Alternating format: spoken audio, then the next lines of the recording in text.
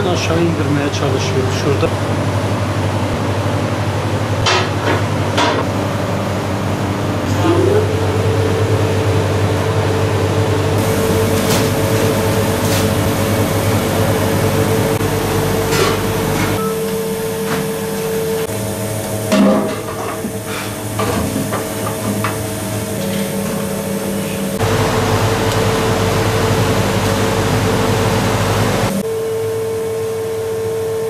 Ramazan bayramının yaklaşmasıyla beraber baklavaya olan talep arttı. Daha çok toptan çalışıyoruz. Yani toptan verdiğimiz yerlere baklavayı yetiştirmeye çalışıyoruz. Aynı zamanda biz yufkamızı makineyle açıyoruz. Tabii teknoloji ilerliyor. Baklava el açma yufkası yerine şu an makineler gelmiş. El açma yapan yerler var ama makine yufkası el açmasına göre çok daha ince geliyor. Böyle neredeyse hani yufkandan arka tarafını görebiliyorsunuz.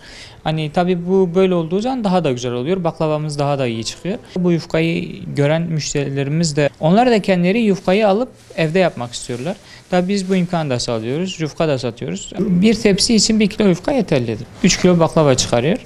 Tabii evde yaptığı zaman maliyeti normal dışarıda alacağına göre çok daha uyguna gelebilir. Baklavada kaliteyi sağlayan hamurudur, yani unudur, yağıdır. Bir de içine koyulan malzemesidir, fıstığıdır, cevizidir.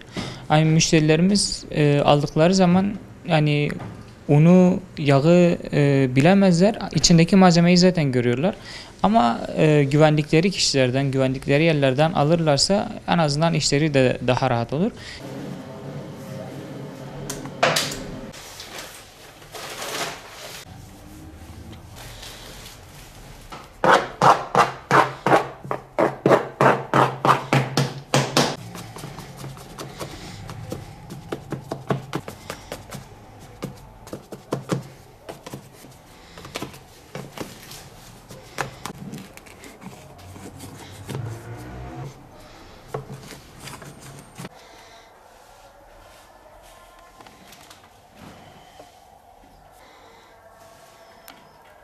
Peki yer yok mu arabada?